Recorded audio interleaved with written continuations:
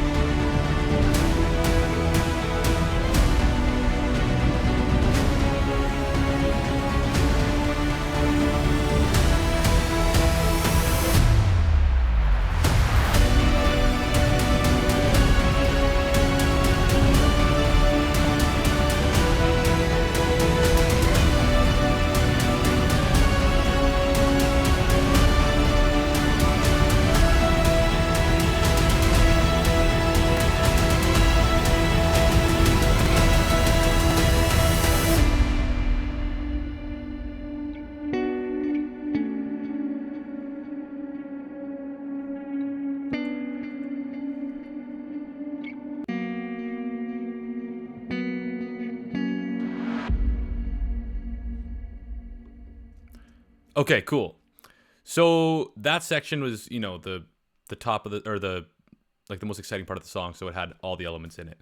I thought of some rules that I wrote down, so I'm going to explain those rules to you. Obviously, these are just general rules. If you're learning, especially these are just kind of like apply these to your song. If it works, trust your ear, as I always say. If it works, great. If it doesn't, scrap it. They're just ideas to kind of start your journey. So, one of the things I wanted to say was when you're starting a new section, I have a video about how a song is usually 3 acts. Let's say we're starting the first or the second or the third act. We usually start that section with a boom and a whoosh hit, right? Just to start it off. So you can see here, the third section here for my song starts right here. So we've got a boom, and this is kind of like right here is a gap, but there's a boom, and we got our whoosh hits. So the hits you can definitely use more liberally. Because they're just kind of like a sound that is not super offensive when you're listening to a song. If you listen to a trailer track, you go, oh yeah, I hear this like whoosh, tsh, sound over and over again. So use boom and boom at the start of every section. Then as the song is progressing, maybe every 8 bars, every 4 bars might be too much, but just use it for in spots where you're like, yeah, I could use a little bit of low end sound here. Another thing I was going to add was risers are great for the end of a section. So, or a transition to another spot. So what I mean by risers are these kind of sounds here. So you can see I've got 2 right here. So yeah, here. So it rises, so it's called a riser. Those are super important to get from one section to the other, because it kind of tells the listener, hey, listen up, because something cool is about to happen. The problem is when you do that, you have to make the next section sound cool, so make sure that it works. There are plenty of times where I've had a riser come in and I'm like, oh, the part after that is not cool enough. So risers in between sections, or even if you're going to bring in a new element. Let's say you have horns playing, and then in a couple bars, you have the strings are coming in and it's going to be like super awesome. You might want to throw in a riser, even if it's not, a different act as I described from my other video. You might want to have even a smaller riser that just kind of comes up, and then right when the strings hit, it ends, so that it's kind of introducing and letting your ear know that something exciting is coming. So what was the last rule I had? Basically, why you have these elements is so that an editor can cut different sections and make your song sound licensable. So, like for example, if I just clicked right at the start here and just bar 63 and I hit play, I'm going to have a licensable section. So if the editor was like, we need a, like a slow part where it just comes in with a boom and a hit, we're right on time there. So let's listen to it again. And I want you to really listen to everything, but with only the FX, the sound effects here, soloed. So you won't hear the rest of the track. So let's just listen to it and kind of just listen to get an idea of how the risers can lead into a new section, how the whoosh hits can emphasize the percussion. I know you won't hear the percussion, but you'll still get it, and how the booms just kind of create this these marker points. So let's listen to it again.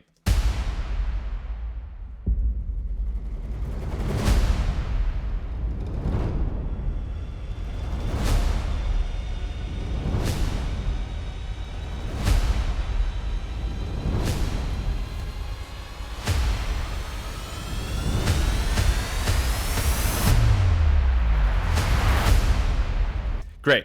So that's really cool. So if you listen to that like on its own, you're like, oh, like it's not very musical. Maybe it's got some rhythm to it, but you probably didn't hear all of those elements when I originally played the track for you. But you can kind of hear how those elements are like really important to a trailer song. So one other thing I didn't touch on here is that I have taiko rolls. Now I wouldn't really describe these as like an essential piece of, like, I wouldn't say every trailer song needs to have taikos in it, but these are an example of kind of they're like a whoosh hit on their own. So take a listen to this. Right? So we have all these elements working together that make the song, just kind of makes it a little bit better and a little thicker. And generally trailer music is pretty like aggressive, right? Because you're in the movie theater and it's the biggest speakers you're gonna probably listen to in your life, and it's gonna punch your face in while you watch Tom Cruise jump off a building or something like that. I hope you heard the riser as well, so I'm gonna solo these. You can hear I have one come in very early, and then I have another one that just kind of comes in almost near the end to really emphasize us going to the next section.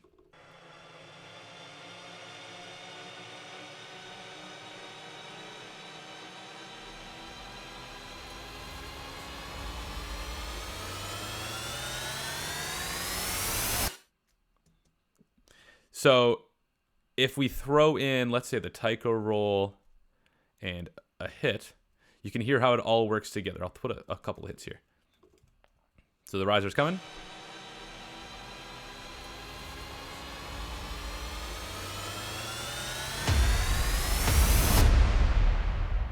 Right?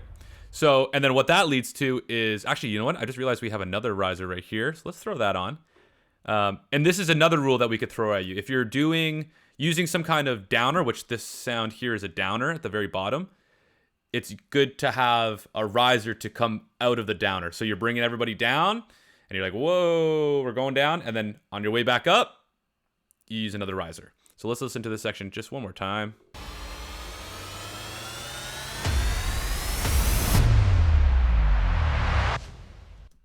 So we didn't really talk about downers too much. You shouldn't necessarily be using downers all the time, because that's not really how it's kind of like a thing that you want to emphasize on its own. But they are really excellent for making a break between sections and bringing them together. So let's listen to it again. Listen for the riser, listen to the hits, like listen to everything in conjunction with one another.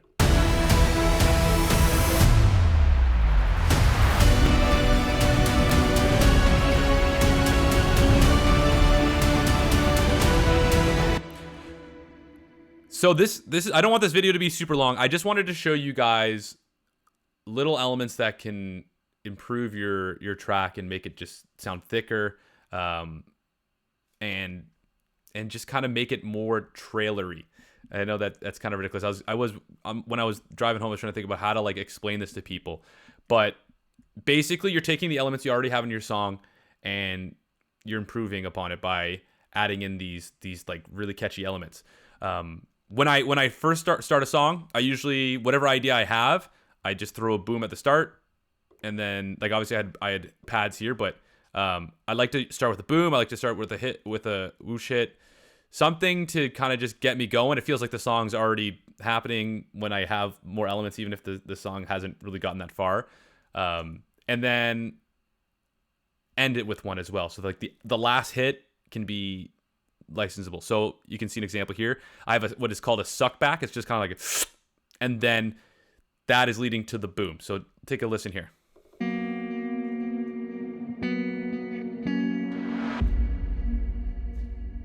So for me, a suck back is kind of like a really short riser. Maybe not as aggressive, but it can help lean into something that's about to happen. So I didn't want this video to be super long.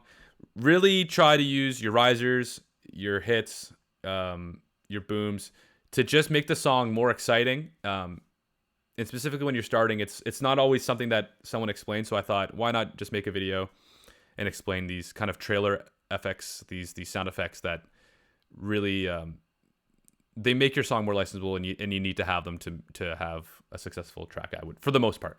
So if you have any questions, let me know. I'm happy that it's been a while since I made a video, so I'm really happy to make something new. I've been getting a lot of comments from people recently. I think a couple of my videos have been doing pretty well, so I'm happy to make something new. If anyone has an idea for a track, or excuse me, or a video or something like that, something you want to learn, maybe I can make that video. Just write it in the comments, because I'm always looking for new ideas. Unfortunately, I'm not that smart and I can't think of anything on my own, so I'd like to ask you guys to do it for me for free, and then I'll make the video. So again, if you have any questions, let me know, but good to see you guys. Have a great day. Goodbye.